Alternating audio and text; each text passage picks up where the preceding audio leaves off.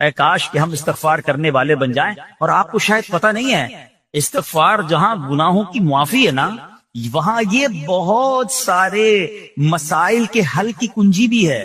آپ اگر پرابلم میں ہیں، روزی کے مسائل ہیں، اولاد نہیں ہو رہی ہے، یا کوئی بھی پرابلم ہے، ایک واقعہ سنیے.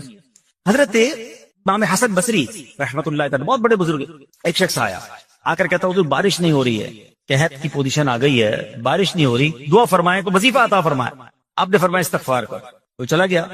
اچھا، ایک بزرگ بیٹھے تھے ان کے پاس، حضرت ربیع بن صبیح رحمۃ اللہ، وہ دیکھ رہے تھے. دوسرا بندہ آیا، کہتا حضور تنگ دستی ہے، کاروبار میں ڈاؤن ہے، رزق میں تنگی ہے. آپ نے فرمایا استغفار کرو. تیسرا شخص آیا، کہتا حضور اولاد نہیں ہو رہی ہے، حصول اولاد کے لیے وظیفہ لینا ہے. فرمایا استغفار کرو. چوتھا بندہ آیا، وہ کہتا کہ حضور میرے باغ میں، فصلوں میں پیداوار کی کمی ہے. فرمایا استغفار کرو.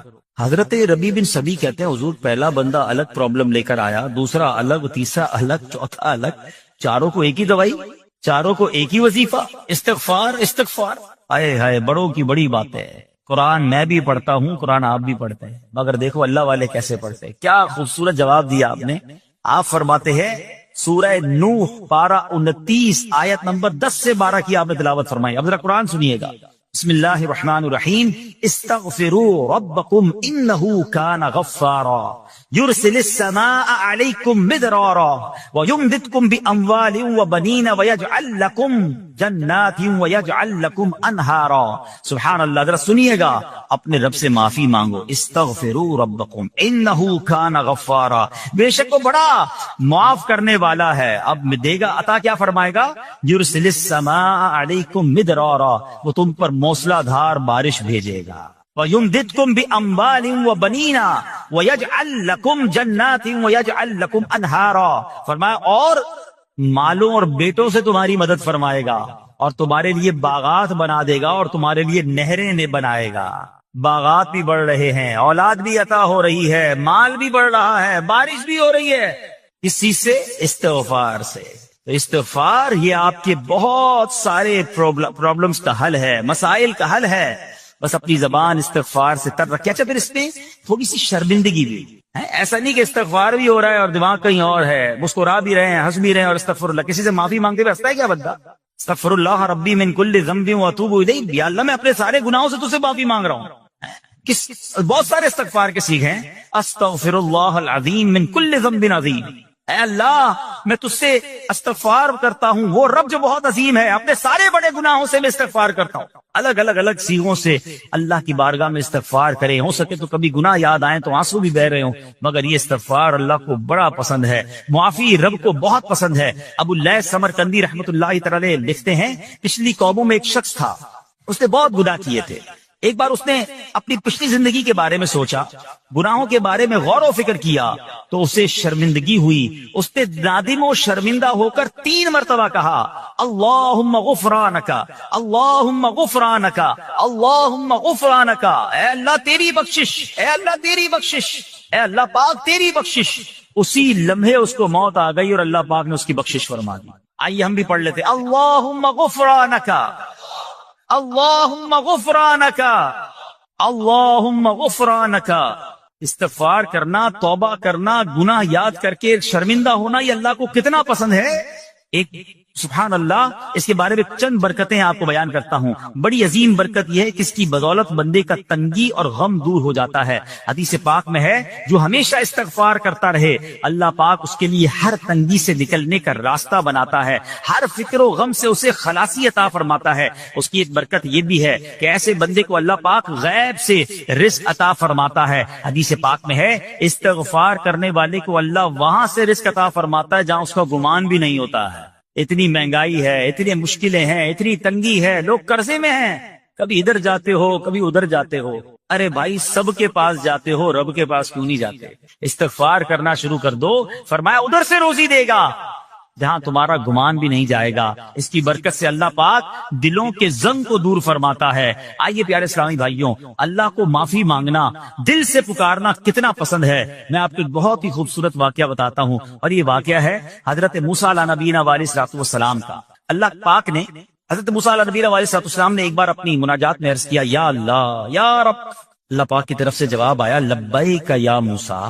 آپ نے عرض کی یا اللہ تو میرا مالک ہے، تو خالق ہے، میں تو تیرا بندہ ہوں۔ ارشاد ہوا مجھے یہ پسند ہے کہ جب مجھے کوئی میرا بندہ یا رب پکارے تو میں اسے لبیک کہہ کر جواب۔ اللہ فرما رہا ہے، حضرت موسیٰ نے عرض کی یا رب کیا یہ ہر موتی بندے کے لیے ہے؟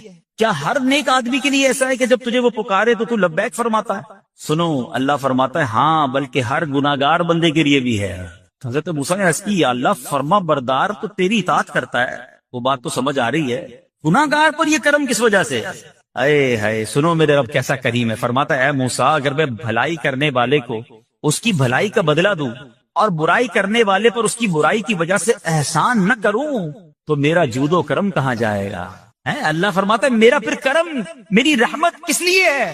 برائی کرنے والا بھی، گناہ کرنے والا بھی مجھے پکارتا ہے، میں اسے بھی لبیک کہہ کر جواب دیتا ہوں۔ حضرت موسیٰ علیہ نبینا علیہ الصلوۃ والسلام کو ایک بار وحی نازل ہوئی کہ اے موسیٰ فلاں علاقے میں جاؤ، ہمارا ایک نیک بندہ اس کا انتقال ہو گیا ہے، جا کے اس کو غسل دو، اس کو کفن دو اور اس کا جنازہ پڑھو۔ حضرت موسیٰ وہاں پہنچ گئے اور جب وہاں جا کر آپ نے لوگوں سے کہا کہ مجھے فلاں بندے کے پاس لے جاؤ جس کا انتقال ہوا ہے، مجھے غسل دینا ہے، کفن پڑھنا ہے، جنازہ پڑھنا ہے، لوگوں نے کہا حضرت یہ تو زمانے کا گناہگار، بڑا بےہودہ، بڑا بدکار شخص تھا، آپ کو رب کا حکم تھا، آپ نے غسل بھی دیا، کفن بھی پہنایا، جنازہ بھی پڑھا، پھر رب کی بارگاہ میں عرض کی مولا بندے تو یہ کہہ رہے ہیں یہ تو بہت برا آدمی تھا، تو نے مجھے بھیجا اور فرمایا تیرا پیارا بندہ، میں نے جنازہ بھی پڑھ دیا، غسل اور کفن بھی دیا۔ اب ذرا آپ سوچیں کہ کسی کا جنازہ حضرت موسیٰ پڑھ دیں تو اس کی تو بخشش کا تو کوئی مسئلہ ہی کوئی نہیں نا، وہ تو اللہ کے نبی جس کا جنازہ پڑھے غسل دے، تو یا اللہ تو نے ایسا انتظام فرما دیا۔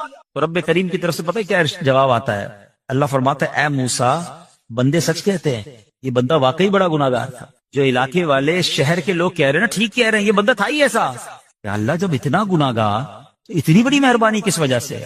ارشاد ہوا اے موسیٰ اس بندے نے مرنے سے پہلے مجھ سے 5 کلمات کے ذریعے بات کی، مناجات کی، مجھے پکارا، 5 سینٹنس تھے، 5 کلمے تھے، اور اے موسیٰ اس کی وجہ سے میں نے اس کی مغفرت فرما دی۔ حضرت موسیٰ کہتے ہیں یا اللہ وہ 5 کلمے تو بتا دے، وہ 5 کیسے جملے تھے کہ علاقے میں سب سے مشہور بدکار اور اس کا انتقال ہو تو رب مغفرت بھی فرمائے اور اپنے نبی کو فرمائے جا کے جنازہ پڑھو۔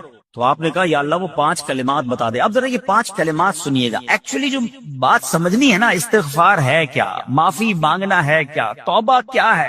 اللہ فرماتا نا کہ ہم نے سنا کہ جو بندہ اللہ سے استغفار کرتا ہے اللہ اسے دیکھ کر مسکراتا ہے، اس کی وجہ یہ کہ بندہ رب کی بارگاہ میں اپنے آپ کو سرنڈر کرتا ہے، اپنے گناہ یاد کرتا ہے، اپنی کم مائگی کا اظہار کرتا ہے۔ وہ کہتے ہیں نا الندم التوبہ، شرمندگی توبہ ہے، شرمندہ ہو جائے نا انسان۔ دنیا میں پتہ کیا معاملہ ہے، ہم کسی عدالت میں جا کر کہہ دیں ہم نے جرم کیا ہے، اقبال جرم، ٹھیک ہے، تو کیا ہوتا ہے، جج کہتا ہے پھر اس کو گرفتار کرو اور سزا سناؤ، بندہ خود ہی مان رہا ہے، گواہوں کی ضرورت کیا ہے؟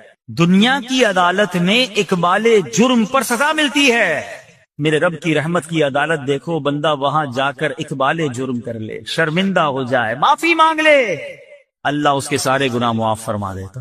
یہ فرق ہے دنیا والوں میں اور رب کی عدالت میں، سبحان اللہ۔ وہ حضرت موسیٰ کہتے ہیں یا اللہ وہ 5 کلمے بتا، اور بتائے گئے تو وہ 5 کلمے سنیے گا ذرا۔ وہ بندہ کہتا ہے مرنے سے پہلے اے رب تو جانتا ہے میں نیکوں سے محبت کرتا ہوں اگرچہ خود نیک نہیں ہوں، یا رب تو جانتا ہے میں فاسقوں سے بغض رکھتا ہوں اگرچہ میں خود فاسق ہوں۔ سمجھ رہے ہیں بات؟ اے اللہ نیکوں سے پیار کرتا ہوں، مجھے پتا ہے میں خود نیک نہیں ہوں، میں گناہ گاروں سے نفرت کرتا ہوں حالانکہ میں خود بھی گناہ گار ہوں، کہیں بھی اپنی بڑائی نہیں ہے، میں گناہ گار، میں بدکار، مگر اللہ میں پیار کرتا ہوں نیک لوگوں سے۔ تیسرا جملہ کیا تھا؟ یا رب اگر مجھے معلوم ہو جائے کہ میرے جنت میں داخل ہونے سے تیری ملکیت میں کوئی کمی آ جائے گی، اے اللہ میں تجھ سے پھر جنت کا سوال کرنا چھوڑ دوں گا۔ مجھے یہ پتا ہے یا اللہ تو نے مجھے جنت میں داخل کیا نا، تیری جنت میں کوئی کمی نہیں آئے گی، بہت بڑی ہے، ہم مجھے داخل بھی کرنے سے تیرا کچھ نہیں جائے گا، اگر کچھ جاتا ہوتا تو یا اللہ میں جنت تیرے سے مانگنا چھوڑ دیتا۔ چوتھا جملہ کیا ہے؟ اے رب اگر مجھے معلوم ہو جائے کہ مجھے جہنم میں داخل کرنے سے تیری ملکیت میں اضافہ ہو جائے گا تو میں پھر جہنم سے پناہ نہیں مانگوں گا، یعنی اگر تو تیرے ملک میں تیری شان میں اضافہ ہو رہا ہے مجھے جہنم میں ڈالنے سے، پھر تو میں نہیں کہوں گا تجھے کہ جہنم سے نکال، مگر مجھے پتا ہے تو پہلے ہی مالک ہے، تو پہلے ہی خالق ہے، سب کچھ تیرا ہے، مجھے جہنم میں ڈالنے سے تیری کوئی ملکیت میں اضافہ نہیں ہونا۔ اور آخری بات کیا کہتا ہے؟ یا رب اگر تو مجھ پر رحم نہ کرے گا تو پھر کون کرے گا؟ اللہ فرماتا ہے اے موسیٰ میں نے اس پر رحم کیا، یہ میرے کرم کے لائق تھا، میرے کرم کے لائق نہیں تھا کہ میں اسے ناکام لوٹا دیتا، جب اس لیے کلمات کہے تو میں نے اسے درگزر فرمایا، اس کی مغفرت فرما دی، اور میں ہی بخشنے والا مہربان۔ تو اے میرے پیارے اسلامی بھائیوں، آج وہ کام سیکھ کے جانا ہے، سمجھ کے جانا ہے، جس کو جو بندہ کرتا ہے تو رب کی رحمت گویا مسکراتی ہے۔ اب وہ یہ ہے کہ اللہ سے معافی مانگتے رہے، استغفار کرتے رہیں، اللہ کو راضی کرنے کی کوشش کرتے رہیں، اپنے گناہوں پر ندامت رکھیں کہ جو معافی مانگتا ہے نا اللہ اسے بہت پسند فرماتا ہے۔ حدیث پاک میں آتا ہے التائب من الذنب کمن لا ذنب له، گناہوں سے توبہ کرنے والا ایسا ہے جیسا اس نے گناہ کیا ہی نہیں ہے۔ اچھا، اب ایک اور بہت پیارا عمل جس کو دیکھ کر اللہ مسکراتا ہے، وہی میں نے جو تفسیر بتائی کہ اللہ کی رحمت راضی ہو جاتی ہے اور اللہ کی رحمت برستی ہے، رب راضی ہو جاتا ہے۔ نبی پاک علیہ الصلوۃ والسلام نے فرمایا 3 بندے ہیں اللہ پاک انہیں دیکھ کر مسکراتا اور کیا ہوتا ہے، فرمایا اور بہت خوش ہوتا ہے۔ اب وہ 3 بندے کون سے ہیں، چیک کر لیں ہم ان میں ہیں کہ نہیں۔ فرمایا نمبر 1، وہ بندہ جو رات کو اٹھے، بستر چھوڑے، اچھی طرح وضو کرے، پھر نماز پڑھنے کھڑا ہو جائے، اسے دیکھ کر اللہ پاک فرشتوں سے فرماتا ہے اے فرشتوں بتاؤ میرے بندے کو نیکی پر کس نے اکسایا ہے۔ فرشتے عرض کرتے ہیں مولا تو بہتر جانتا ہے۔ اللہ پاک فرماتا ہے ہاں میں جانتا ہوں مگر تم مجھے بتاؤ۔ فرشتے عرض کرتے ہیں اے مالک کریم تو نے اسے ایک چیز یعنی جہنم کا خوف دیا ہے، یہ اس سے ڈرتا ہے۔ اے اللہ تو نے ان کو ایک چیز جنت کی امید دلائی ہے، یہ اس کی امید رکھتا ہے۔ اے اللہ یہی خوف اور امید ہے جس نے اسے رات کی نیند قربان کر کے تیرے حضور کھڑے ہونے پر ابھارا ہے۔ اب اللہ پاک فرماتا ہے اے فرشتوں گواہ ہو جاؤ، یہ جس چیز سے ڈرتا ہے یعنی جہنم سے ڈرتا ہے، میں نے اپنے اس بندے کو اس سے امن بخشا، اور جس کی امید رکھتا ہے یعنی جنت کی، میں نے جنت اس پر واجب کر دی۔ رات اٹھ کر جب دنیا سوئی ہو بندہ اٹھ کر تہجد کی نماز ادا کرے، اللہ کی بارگاہ میں آنسو بہائے، اللہ فرشتوں کے سامنے گویا فخر فرماتا۔ دوسرے نمبر پر سنو، فرمایا دوسرا وہ شخص جو حق و باطل کی لڑائی میں شریک ہوا، ثابت قدم رہا یہاں تک کہ شہید ہو گیا، یا اللہ پاک نے اسے فتح عطا فرمائی، اللہ اس بندے کو دیکھ کر بھی مسکراتا ہے۔ جہاد کرنے والے مجاہدین یا تو شہید ہو جائیں یا غازی ہو کر لوٹے اللہ کی رضا کے لیے، اللہ کی رحمت ان پر بھی چھما چھم برستی ہے۔ اور تیسرے نمبر پر فرمایا تیسرا وہ بندہ جو رات کو سفر کرتا ہے، یہاں تک کہ رات کے آخری حصے میں جب کہیں ٹھہرتا ہے تو اس کے ساتھ والے سو جاتے ہیں مگر وہ کھڑا ہو کر نماز پڑھنے لگتا ہے، اس بندے کو دیکھ کر بھی اللہ پاک مسکراتا ہے۔ اجتماعی عبادت کے بڑے فائدے ہیں، اجتماع میں آنا، محفل میں آنا، دعا میں شرکت کرنا بہت اچھی بات، مگر اپنی عادت ایسے بھی بنائیں کہ کچھ عبادتیں ایسی کریں کہ میں جانوں اور رب جانے۔ یہ جو رات اٹھ کر دعا کا لطف ہے، رات اٹھ کر جو نماز پڑھنے کا لطف ہے نا، جب ساری دنیا سو رہی ہے اور بندہ اپنے رب کی بارگاہ میں حاضر ہے۔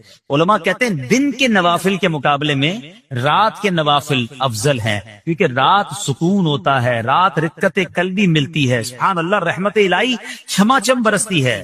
ہمیں کیا کرنا ہے کہ رات تہجد کی نماز کی عادت ڈالے۔ رمضان میں بن گئی تھی نا، سحری کے لیے اٹھتے تھے تو لوگ تہجد پڑھتے تھے، اللہ کرے کہ یہ عادت بن جائے۔ کبھی کبھی اگر ہر روز نہیں ہو سکتا کم از کم کبھی کبھی کریں۔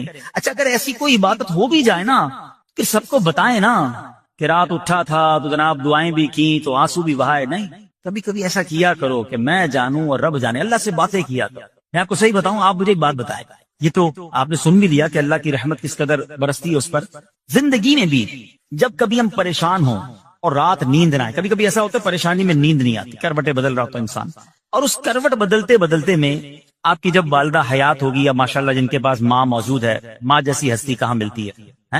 ایک بار اور سن لو، دنیا کی بہت ساری چیزیں میرے اور آپ کے پاس ہیں جو ریپلیسیبل ہیں، جو بدلی جا سکتی ہیں۔ موبائل فون لیتے ہیں بڑی خوشی سے لیتے ہیں، مگر نیا ماڈل آتا ہے تو لوگ بدل لیتے ہیں۔ سواری لیتے ہیں بڑی خوشی ہوتی ہے، مگر جب نئی سواری آتی ہے تو ریپلیس بدل دیتے ہیں، ماڈل نیا آ گیا بھائی اب وہ پرانی لگتی ہے۔ مگر یاد رکھو ماں باپ چلے جائیں نا، اس کے بعد ماں باپ دوبارہ نہیں ملتے، ان کا کوئی نیا ورژن یا نیا ماڈل نہیں ہے تو ان کی قدر کر لو، ان کی دعائیں لے لو۔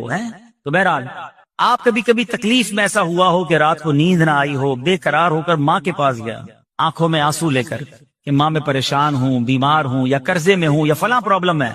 ماں نے کیا کیا تھا، کروٹ بدل کر سو گئی تھی کہ بیٹا تو جان تیرا کام جانے، یا ماں خود بھی بیدار ہو گئی، سینے لگایا اور دعا کرنا شروع کر دی۔ بھائی ہم روئے تو ماں بھی روئی، یہ ہے نا ماں۔ میری تکلیف، ایسا لگتا ہے کہ مجھے کبھی کبھی یہ فیصلہ کرنا مشکل ہوتا تھا کہ تکلیف مجھے زیادہ ہوتی ہے میری تکلیف میں، میری والدہ کو زیادہ ہوتی ہے۔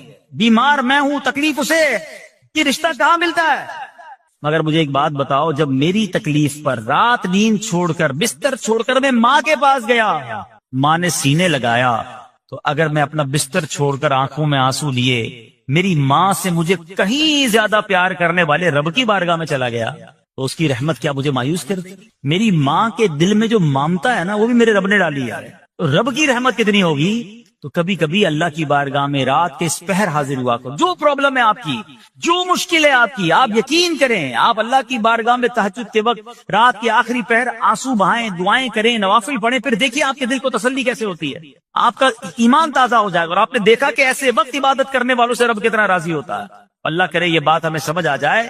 اسی طرح عظیم صحابی حضرت عبداللہ ابن مسعود رضی اللہ تعالیٰ سے روایت ہے، پیارے آقا مکی مدنی مصطفیٰ صلی اللہ تعالیٰ علیہ وسلم نے فرمایا، ایک بندہ رات کو اٹھتا ہے، اچھی طرح وضو کرتا ہے، پھر اللہ پاک کی حمد کرتا ہے، اس کی بزرگی بولتا ہے، اپنے نبی علیہ الصلوۃ والسلام پر درود پڑھتا ہے، قرآن کھول کر پڑھنا شروع کر دیتا ہے، یہ وہ بندہ ہے جسے دیکھ کر اللہ پاک مسکراتا ہے اور فرماتا ہے، دیکھو میرا بندہ عبادت کر رہا ہے جبکہ اسے میرے سوا کوئی نہیں دیکھ رہا ہے۔ اللہ، یہ کاش ہمیں عادت مل جائے کہ ہم اکیلے میں عبادت کریں، انفرادی عبادت کریں، میں جانوں میرا رب جانے، کبھی تلاوت کریں، کبھی درود پڑھیں، کبھی دعائیں کریں، کبھی آنسو بہائیں، سبحان اللہ، اس کا مزہ ہی اور ہے۔ ہاں، کبھی ایسا ہونا چاہیے۔ ہم محفل میں عشق رسول کے عالم میں رو بھی پڑتے ہیں، مدینے کی یاد ہو، نعت شروع ہو تو ہماری آنکھوں میں آنسو آ جاتے، یہ بھی اچھی بات ہے، مگر کبھی کبھی رات ایسی بھی ہونی چاہیے کہ دل میں ہو یاد تیری گوشئے تنہائی ہو، دل میں ہو یاد تیری گوشئے تنہائی ہو، پھر تو خلوت میں عجب انجمن آرائی ہو۔ کبھی زندگی میں ایسی راتیں بھی آنی چاہیے، وہ ہے نا، جاگ اٹھا اشکوں کا مقدر، عشق نبی میں روتے روتے کیسی گزری رات نہ پوچھو۔ کبھی کبھی ایسی رات بھی گزرنی چاہیے کہ آقا کی یاد میں آنسو بہ رہے ہوں، مدینے کی یاد میں، گھر والوں کو بھی پتہ نہ چلے، ہلکی ہلکی آواز میں کبھی نعت شریف لگا لیا کریں، کبھی مناجات لگا لیا کریں۔ ہم پتہ نہیں کیا دیکھتے دیکھتے سوتے ہیں، کاش انہی تصورات میں آنکھیں بند ہوں کہ میں سو جاؤں یا مصطفیٰ کہتے کہتے، میں سو جاؤں یا مصطفیٰ کہتے کہتے، کھلے آنکھ صلی علی کہتے کہتے۔ جو مدینے کے تصور میں سوتے نا، پھر خواب میں زیارت بھی کر لیتے ہیں۔ خواب کا ایک فینومینا یہ بھی ہے، آپ جس چیز کے بارے میں سوچتے ہوئے سوتے ہیں نا، عموماً گندی باتیں دیکھ کر، گندی چیزیں دیکھ کر سوتے ہیں، پھر ایسے ڈراؤنے خواب بھی آتے ہیں، انہیں ٹینشن بھی آتی ہے۔ فلموں میں بھی ماردار دیکھی، خواب میں بھی لڑائی جھگڑے دیکھ رہے ہیں۔ جو مدینے کی یادوں میں سو رہا ہے، جو باوضو سو رہا ہے، جو اللہ کا ذکر کر کے سو رہا ہے، جو نوافل پڑھ کے سو رہا ہے، پھر دیکھو خواب میں بھی کہاں کہاں کی سیر کرے گا انشاءاللہ۔ تو اپنی خلوتوں کو اچھا کرے، اپنے اکیلے وقت کو بھی خوبصورت کریں، آنسو بہائیں، اور سبحان اللہ تہجد پڑھنے والوں کے چہروں پر نور بھی آ جاتا ہے۔ ہاں، یہ ایک الگ نعمت انہیں ملتی ہے، اللہ نصیب فرما دے۔ اچھا، ایک اور خوبصورت کام ہے، اللہ کریم جلے دیکھ کر مسکراتا ہے۔ فرمایا حضرت ابو سعید خدری رضی اللہ تعالیٰ فرماتے ہیں، رسول ذیشان مکی مدنی سلطان صلی اللہ تعالی علیہ وسلم نے فرمایا، 3 بندوں کو دیکھ کر اللہ پاک مسکراتا ہے۔ وہ قوم جو نماز میں صفیں سیدھی کرتی ہے، اور وہ بندہ جو اللہ پاک کی راہ میں جہاد کرتا ہے، تیسرا وہ بندہ جو رات کے اندھیرے میں عبادت کرتا ہے، انہیں دیکھ کر اللہ پاک مسکراتا ہے۔ جہاد والی بات اور رات والی عبادت کی بات تو ہو گئی، اب اس میں نئی بات سیکھنے کو ملی، صفیں درست کرنے والی۔ اب روز نماز پڑھ رہے ہیں، صفیں درستی کر رہے ہوتے، امام صاحب کہہ کے تھک جاتے ہیں، کاندھے سے کاندھا ملائیں، صفوں کو سیدھا کریں۔ صفوں کو سیدھا کرنے والوں کو دیکھ کر رب کی رحمت مسکراتی ہے، رحمت برستی ہے۔ اب یہ کتنا آسان کام ہے، مگر اس کی طرف بھی توجہ نہیں ہوتی ہے۔ یاد رکھیے کہ صفیں سیدھی کرنا یہ بڑی نیکی ہے، اور اللہ کرے کہ ہم اس پر عمل کرنے والے بنیں۔ اور صفیں درست نہ کرنا ترک واجب، ناجائز اور گناہ ہے۔ سیدھی صفیں نہیں کرتے، نہیں، ناجائز کرتے ہیں، گناہ کرتے ہیں۔ صف درست نہ کرنے سے نماز ناقص رہ جاتی ہے۔ اور یہ بعض اوقات لوگ کہتے ہیں یار ہمیں نماز میں وسوسے بہت آتے ہیں، روایتوں میں آتا ہے صف درست نہ کرنا نماز میں وسوسے آنے کا سبب ہے۔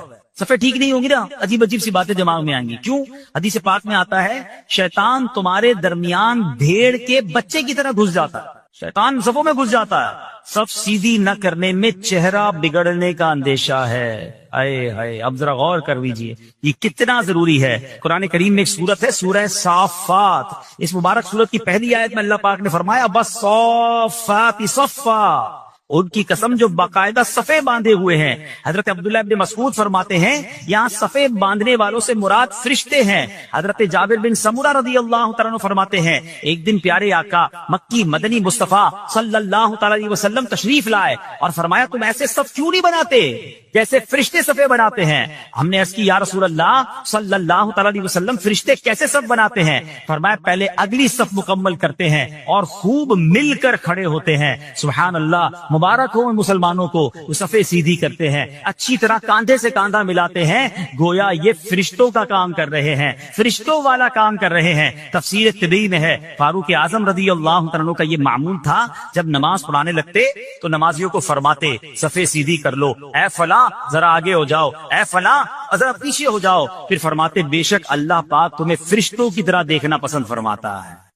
تو صفے سیدھی رکھنا یہ فرشتوں کا انداز ہے اور اللہ کی رحمت خوب برستی ہے، گویا رب مسکراتا ہے انہیں دیکھ کر. تو اے میرے پیارے اسلامی بھائیوں، اور بھی بہت سارے کام ہیں جس کو دیکھ کر، جن کو کرنے سے اللہ کی رحمت چھما چھم برستی ہے. مسلمانوں کی پیاری امی جان حضرت عائشہ صدیقہ طیبہ طاہرہ رضی اللہ تعالی عنہا سے روایت ہے، رسول رحمت شفیع امت صلی اللہ تعالی علیہ وآلہ وسلم نے فرمایا جب بندہ مجھ پر درود پاک پڑھتا ہے تو اس کی برکت سے ایک فرشتہ اللہ پاک کی بارگاہ میں حاضر ہوتا ہے. اس فرشتے کے لیے حکم ہوتا ہے کہ اسے میرے بندے کی قبر کے پاس لے جاؤ تاکہ یہ میرے بندے کے لیے مغفرت کی دعا کرتا رہے اور میرے بندے کی آنکھیں ٹھنڈی ہوتی رہیں. ذات والا پہ بار بار درود، ذات والا پہ بار بار درود، بار بار اور بے شمار درود. قبر بے خوب کام آتی ہے،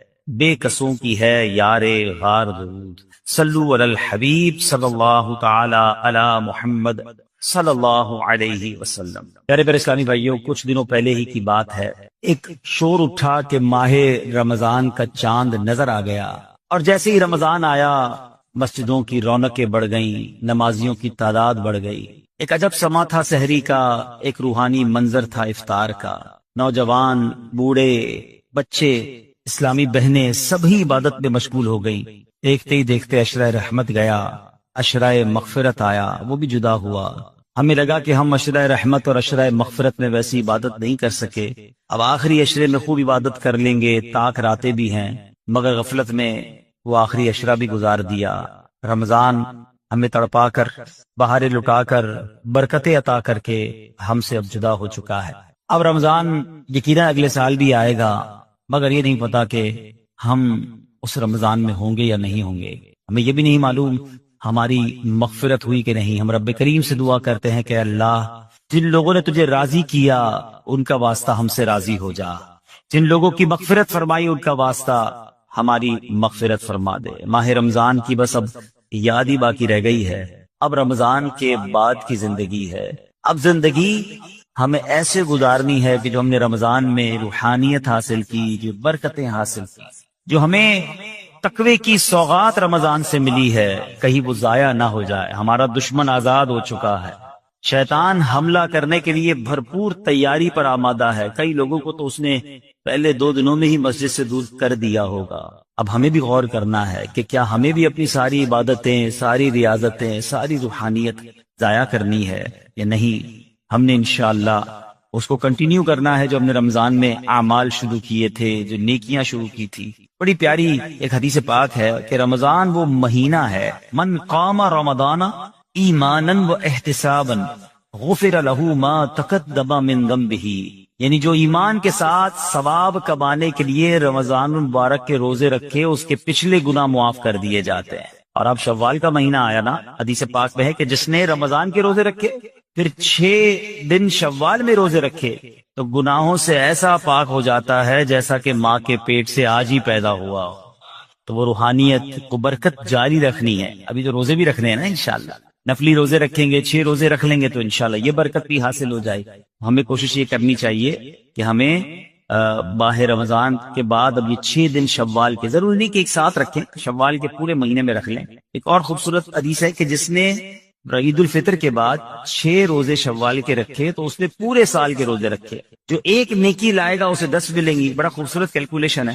یہ جو 1 مہینے کے روزے رکھے گا ملٹیپلائی بائی 10 تو 10 مہینے ہو گئے اس کے بدلے، یعنی 10 مہینے کے روزے ہو گئے.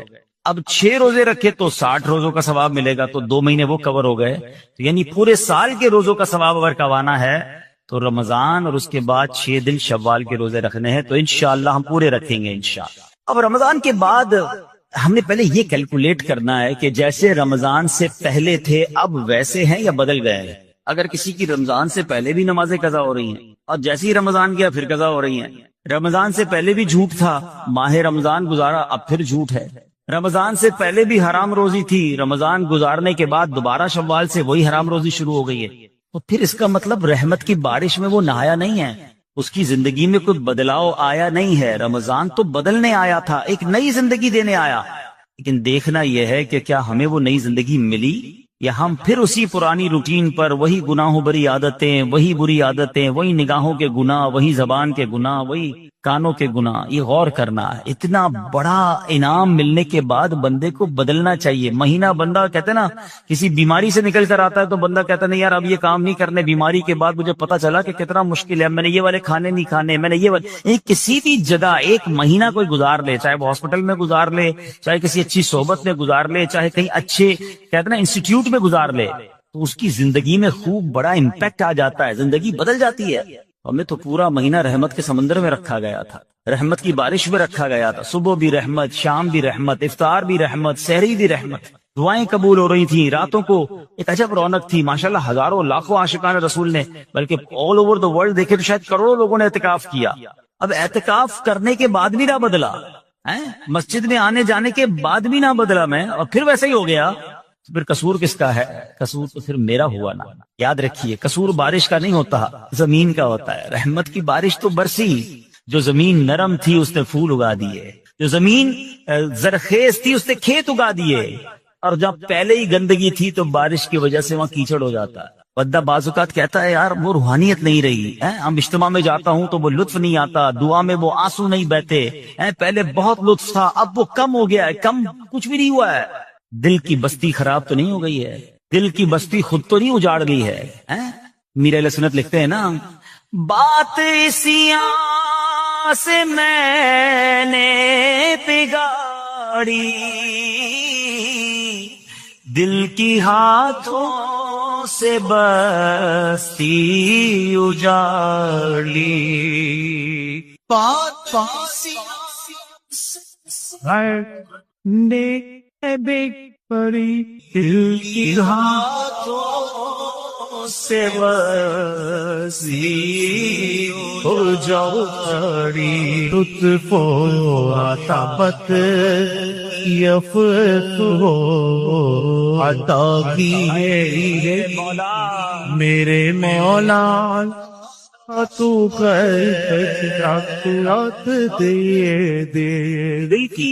دل کی بستی اجڑنے دینی نہیں ہے. شیطان آیا ہے اجاڑنے کے لیے، پلان پورا ہے اس کا. اس سے سب چھین لینا ہے، اس کی نمازیں، اس کے روزے، اس کی آنسو، اس کی دعائیں، اس کے سجدے، اس کے صدقے، اس کی خیرات، اس کے چہرے پر جو داڑھی سج گئی، سر پر جو امامے آ گئے، بہنوں نے جو پردے کی نیت کر لی، وہ آیا ہے بستی اجاڑنے، وہ آیا ہے ہم سے سب کچھ چھیننے. اب عقل مند وہ ہے جو شیطان کی باتوں میں نہ آئے، رحمان عز و جل کے رحمت کے سائے میں چھپ جائے، مسجدوں میں آتا رہے، نمازوں کی پابندی کرتا رہے، سنتوں پر عمل کرتا رہے. جی اگر چاہے بھی برائی کی طرف تو ان بری محفلوں کی طرف نہ جائے. اپنے گناہوں پر معافی مانگیں گے انشاءاللہ. راتوں کو اٹھ کر جب لوگ سو رہے ہوں گے اللہ کی بارگاہ میں عبادت کریں گے. اسی طرح فرمایا کہ صفوں کو درست کریں گے اور انشاءاللہ رب کی بارگاہ سے خوب رحمتیں لوٹیں گے. اے میرے پیارے اسلامی بھائیوں، یہ سب کب ہو سکے گا؟ کہ جب ہم اچھے ماحول میں رہیں گے. تہجد تو جب پڑھیں گے نا جب پہلے فرض پڑھیں گے. جس کی فرضی قضا ہو رہی ہے تو اس کو تہجد کی باری کب آئے گی؟ استغفار تو جب کرے گا جب ایسے ماحول میں آئے گا کہ جہاں گناہوں کو یاد دلا کر معافی مانگنے کا ہمیں انداز اور اس کی فکر دی جائے. تو آج کے اس پرفتن دور میں دعوت اسلامی کا یہ پیارا ماحول ماحول آپ کے سامنے ہے، اس ماحول سے وابستہ رہیں۔ ہفتہ وار اجتماع میں، مدنی قافلوں میں، ہفتہ وار مدنی مذاکرے میں شرکت کرتے رہیں گے تو انشاءاللہ ان نیکیوں کا جذبہ بھی ملتا رہے گا، اور انشاءاللہ ایسے کام کرنے میں اللہ کرے کامیاب ہو جائے۔ تصور ہی کتنا پیارا ہے، یقین کریں، میں آپ شاید پتہ نہیں وہ فیلنگ آپ کو محسوس ہو رہی ہے کہ نہیں، یہ تصور ہی کتنا پیارا ہے کہ کبھی میں کوئی ایسا عمل کر لوں کہ رب کی رحمت مجھے دیکھ کر مسکرا دے، ہے اللہ راضی ہو جائے، اللہ خوش ہو جائے، اور کیا چاہیے، میری تو زندگی کا حاصل ہو گیا نا۔ تو اب یہ 3-4 کام آپ نے سن لیے ہیں، اس کو عمل کرنا شروع کر دیں۔ اللہ کریم سے دعا کرتا ہوں کہ رب کریم اپنی رضا والے کام ہمیں بڑھ چڑھ کر کرنے کی توفیق عطا فرمائے۔ اللہ پاک ہم سب کو عمل کرنے کی توفیق عطا فرمائے۔ صلو علی الحبیب۔ کوئی تنگی کا شکار ہو، کوئی غربت کا شکار ہو، کوئی پریشانی کا شکار ہو، بہت غور سے یہ واقعہ سنیں۔ آپ کی زوجہ نے کہا کہ آٹا ختم ہو گیا ہے، اب روٹی کیسے بنے گی، کھانا کیسے بنے گا؟ آپ نے اپنی زوجہ محترمہ سے فرمایا کہ تمہارے پاس کچھ رقم ہے جس سے آٹا خریدا جا سکے؟ تو اس نے عرض کی کہ جی میرے پاس 1 درم ہے جو اون بیچ کر حاصل ہوا ہے۔ آپ نے فرمایا لاؤ وہی درم مجھے دے دو تو میں بازار میں جا کے آٹا لے آتا ہوں۔ آپ دکان پر آٹا لینے گئے، گھر میں 1 ہی درم اور اس درم کا بھی آٹا لینا ہے جس کا کھانا کھانا ہے۔ جب آٹے والے کی دکان پر پہنچے تو ایک فقیر وہاں آن پہنچا اور اس فقیر نے کہا کہ اے ابو المسلم خولانی، ایسا کرو یہ 1 درم مجھے دے دو، مجھ پر صدقہ کر دو۔ آپ وہاں سے پلٹے، تھوڑا آگے گئے، دوسری دکان پر گئے، فقیر وہاں بھی آ گیا، کہنے لگا یہ 1 درم آپ مجھ پر صدقہ کر دیں۔ فقیر پیچھے لگا رہا، آخر کار آپ نے وہ 1 درم جو گھر سے لے کر آئے تھے آٹے کے لیے اس فقیر پر صدقہ کر دیا۔ ایمٹی ہینڈڈ، خالی ہاتھ ہو گئے۔ سوچنے لگے اب گھر والوں کو کیا جواب دوں گا، اللہ کی راہ میں صدقہ تو کر دیا ہے، اب گھر واپس لوٹوں گا تو کیا بتاؤں گا، کھانے کے لیے انتظار میں ہے، آٹا لینے گیا ہوں۔ تو اب خالی تھیلا لے کر آئے تھے گھر سے، تو آپ نے لکڑی والے کی دکان پر گئے جو لکڑی کا کام کرتا ہے، کارپینٹر جو ہوتا ہے، اس کے پاس آپ نے دیکھا ہوگا برادہ پڑا ہوتا ہے، چورا بالکل، آپ نے اس تھیلے میں برادہ بھر لیا، اور تاکہ تھیلا بھر جائے اب گھر گئے، دستک دی، تھیلا پکڑایا اور خود باہر فوراً باہر سے چلے گئے۔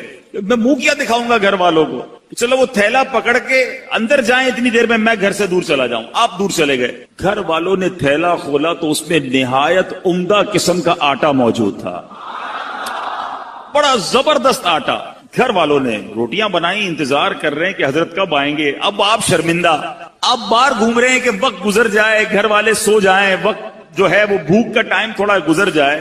اب سارا دن گھر نہیں گئے، آپ کی زوجہ محترمہ انتظار کرتی رہی۔ اب آپ رات کو چپکے سے گھر میں داخل ہونے لگے کہ گھر والوں کی ڈانٹ بھی سننی ہے کہ ہم نے پیسے دیے تھے آٹا لانے کو، آپ لکڑی کا برادہ دے گئے، مگر ان کو نہیں پتا تھا اندر کہانی کچھ اور ہو گئی ہے۔ اب آپ کی فیملی انتظار کر رہی ہے کہ کب آئیں، بھوکے ہیں، ان کو اتنا اچھا ہمیں آٹا دے کر گئے، بہترین قسم کی روٹیاں بنی ہیں، آئیں تو حضرت کو کھانا پیش کیا جائے۔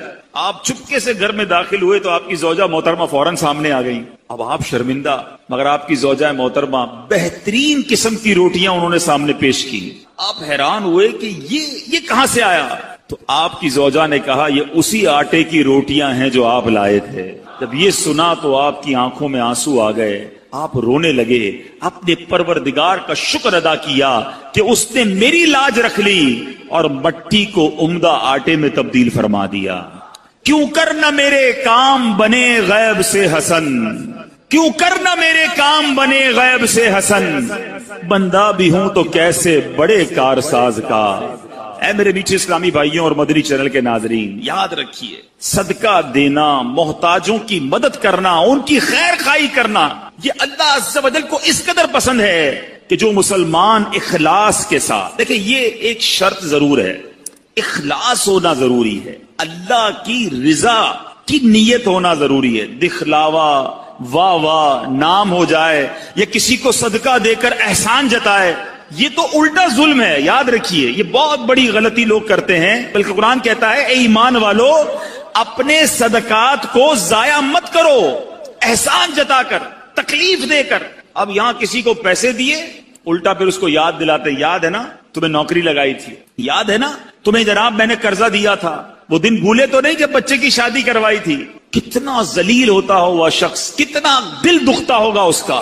تو ذرا غور کیجئے میٹھے اسلامی بھائیوں، کبھی بھی کسی کی مدد کریں، احسان نہیں جتانا، اللہ کے لیے اللہ کی رضا کے لیے کام کیا، تو اخلاص کے ساتھ جو لوگوں کے دل خوش کرتے ہیں، سبحان اللہ، تو اللہ تبارک و تعالی وہ ایسے بندے کو محتاجی کے باوجود کسی کے آگے شرمندہ نہیں ہونے دیتا، بلکہ اس کی سوچ سے بڑھ کر نوازتا۔ بعض اوقات کچھ لوگ صدقہ دیتے وقت، خیرات دیتے وقت، اللہ کی راہ میں خرچ کرتے وقت یہ سوچتے ہیں کہ دوسروں کو دے دیں گے تو ہمارا کیا ہوگا، ہمارے کام کیسے بنیں گے، سب کو بانٹ دیں گے تو ہمارے رزق کا کیا ہوگا۔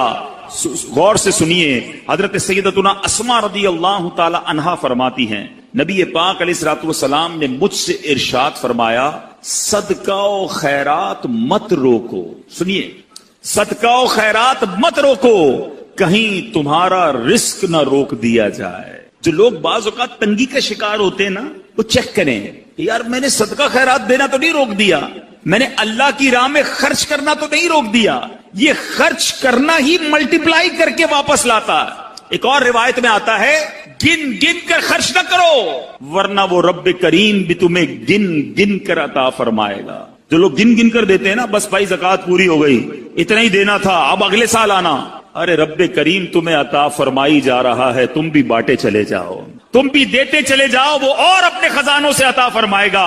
اے میرے میٹھے اسلامی بھائیوں، سیدنا امام بدر الدین عینی رحمت اللہ تعالی علیہ، جو ابھی میں نے حدیث پڑھی کہ پیارے آقا علیہ الصلوۃ والسلام نے فرمایا صدقہ و خیرات مت روکو، کہیں تمہارا رزق نہ روک دیا جائے، اس حدیث کے تحت فرماتے ہیں، اس خوف سے اپنے مال کو صدقہ کرنے سے مت روکو کہ وہ ختم ہو جائے گا، کیونکہ اللہ عز و جل تم پر مال کی تنگی فرما دے گا، یہ تجھ سے مال روک لے گا اور رزق کے وسائل ختم فرما دے گا۔ ہمیں نہیں پتا ہوتا، بعض اوقات ہم کسی کی مدد کرتے ہیں، اس کی دعا لگتی ہے، ہمارے بگڑے کام بننے سنور جاتے ہیں، ہمارے رزق میں برکت شروع ہو جاتی ہے۔ بعض اوقات کچھ غریب رشتہ داروں کی لوگ مدد کر رہے ہوتے ہیں، کچھ لوگوں کی کفالت کر رہے ہوتے ہیں، اور بزنس چلتا رہتا ہے، کاروبار بڑھتا رہتا ہے۔ اس میں ہماری کوئی عقل، ہماری کوئی ہوشیاری، ہمارا کوئی کمال نہیں ہوتا۔ کیا معلوم جس کو تم کفالت کر رہے ہو، ہر مہینے جس کے گھر کھانا پہنچا رہے ہو، یہ اسی کی دعائیں ہیں جو تمہارا رزق بڑھتا چلا جا رہا ہے، یہ اسی کی دعائیں ہیں جو تمہیں ترقی ملتی چلی جا رہی ہے۔ تو اللہ کی راہ میں خرچ کرنے کے لیے دل کھول کر خرچ کرتے رہنا چاہیے، صدقہ دینے میں کنجوسی نہیں کرنی چاہیے۔ حضرت رابعہ بصریہ رضی اللہ تعالی عنہا کا یقین دیکھو، توکل دیکھو، آپ کا بلیف کیسا تھا کہ ایک بار دو بزرگ حضرت سیدتنا رابعہ بصریہ رضی اللہ تعالی عنہا کے یہاں حاضر ہوئے، اور یہ نیت تھی کہ حضرت رابعہ بصریہ کھانا کھلائیں گی، ان کا تو کھانا بھی رزق حلال پر مبنی ہوگا۔ اب حضرت رابعہ بصریہ کے پاس دو ہی روٹیاں تھیں، اب دو بزرگ تھے، بھوک بھی لگی ہوئی تھی، وہی دو روٹیاں آپ نے دسترخوان پر ان دونوں بزرگوں کے سامنے رکھ دی۔ ابھی روٹیاں رکھی تھی کہ دروازے پر دستک ہوئی، کسی سائل نے کہا کہ اللہ کے نام پر مجھے کچھ دیا جائے۔ حضرت رابعہ بصریہ نے مہمانوں کے آگے سے دو روٹیاں اٹھائیں اور اس سائل کو دے دی۔ مہمان ہکے بکے کہ ہم دسترخوان پر بیٹھے ہیں، ہمیں بھی بھوک لگی ہے، دو ہی روٹیاں تھی، دونوں اٹھا کر دے دی۔ مگر یقین دیکھو، اللہ غنی، ابھی وہ حیرت زدہ ہیں کہ تھوڑی دیر میں دروازے پر پھر دستک ہوتی ہے، ایک کنیز بہت سی گرم روٹیاں لے کر حاضر ہوئی اور عرض کی، یہ میری مالکہ نے آپ کے لیے بھجوائی ہیں۔ حضرت رابعہ بصریہ نے روٹیاں گننا شروع کی، وہ روٹیاں 18 تھیں۔ آپ نے کہا یہ روٹیاں میری نہیں ہیں، کہا جی حضور آپ کے لیے بھجوائی، کہا میری نہیں ہے، واپس لے جاؤ۔ وہ بزرگ دیکھ رہے ہیں، 2 گئیں، 18 آ گئیں، 18 بھی واپس لوٹا دیں۔ جب مالکن کے پاس وہ کنیز لے کر روٹیاں پہنچتی ہے اور کہتی حضرت رابعہ بصریہ نے تو واپس لوٹا دی ہیں، کہا روٹیاں کتنی ہیں، کہا 18، کہا یہ 2 بچ گئی تھی، یہ بھی ساتھ ملا کر لے جاؤ۔ واپس جاتی ہے، حضرت رابعہ بصریہ کو پھر پیش کرتی ہے کہ میری مالکن نے پیش کی ہے، پھر روٹیاں گنی، 20 روٹیاں تھیں۔ آپ نے کہا ہاں یہ میری روٹیاں ہیں، کیونکہ اللہ کے وعدے پر مجھے سچا یقین ہے، میری راہ میں 1 خرچ کرو میں 10 عطا فرماؤں گا۔ 2 دی تھی تو 18 کیسے آ گئیں؟ اللہ کی راہ میں 2 خرچ کی ہیں تو 20 ہی روٹیاں ملنی ہیں۔ اللہ اکبر۔ اے میرے میٹھے اسلامی بھائیوں، مدنی چینل کے ناظرین، جس دن یہ توکل پیدا ہو جائے نا، जिस दिन ये भरोसा रब पर हो जाए फिर देखे कैसे गैब से काम बनते हैं। हाँ, लेकिन एक बात का ख्याल रखना होगा, कहीं कोई खर्चा करते ही इंतजार करना शुरू कर दे कि आज जनाब मस्जिद के डब्बे में 10 रुपए डाले थे, अब देखो 100 रुपए कब मिलते हैं। पूरा दिन गुजर गया, 100 रुपए नहीं मिले, अगला दिन गुजर गया, फिर भी 100 रुपए नहीं मिले, ये तो 1 के 10 मिलने थे। ऐ मेरे बीचे इस्लामी भाइयों, याद रहे रब की रिजा और रब हमारे बारे में हमेशा याद रखें। अल्लाह के जो फैसले हैं ना, इस पर यकीन कर लो कि अल्लाह के जो फैसले हमारे बारे में है ना, वो हमसे बेहतर रब जानता है और रब हमारे लिए हमेशा बेहतर फैसला फरमाता है। जरूरी नहीं कि आपने सदका दिया आपका माल ही बढ़ जाए, हो सकता है उस सदके की वजह से आपसे कोई आफत दूर हो जाए, आपसे कोई मुसीबत दूर हो जाए। मुझे बताएं, आपने 10 रुपए दिए मस्जिद में, 100 रुपए नहीं मिले, लेकिन आप पर आपका एक्सीडेंट होने वाला था, वो एक्सीडेंट से आप बच गए। आप पर कोई खतरनाक बीमारी आने वाली थी, आप उससे बच गए। तो वो 100 रुपए अच्छे थे या एक्सीडेंट से बचना अच्छा था? तो अल्लाह के फैसलों पर यकीन होना चाहिए। अहादीस में इंशाल्लाह आगे बयान भी करूंगा, अहादीस भरी हुई हैं, बहुत सारी अहादीस हैं कि सदका बुरी मौत को दूर करता है, सदका बला को दूर करता है, सदका मुसीबतों को दूर करता है, सदका तंगी को दूर करता है। तो ऐ मेरे बीचे इस्लामी भाइयों, सदका देने में दिल की खुशी के साथ अल्लाह की राह में खर्च करना चाहिए। एक और वाकया सुनिए कि किस तरह सदके से बलाएं दूर होती हैं। सैयदना इकरमा रदियल्लाहु तआला अन्हु फरमाते हैं कि एक मुल्क का बादशाह बहुत जालिम और कंजूस था, बड़ा जालिम बादशाह, और ऐसा अजीबो गरीब कंजूस कि उसने ऐलान कर दिया कि मेरे मुल्क में अगर किसी ने मिस्कीन या फकीर को सदका किया तो उसके कोई गरीब की मदद ना करे, अगर ऐसा कोई करेगा तो मैं उसके हाथ काट दूंगा।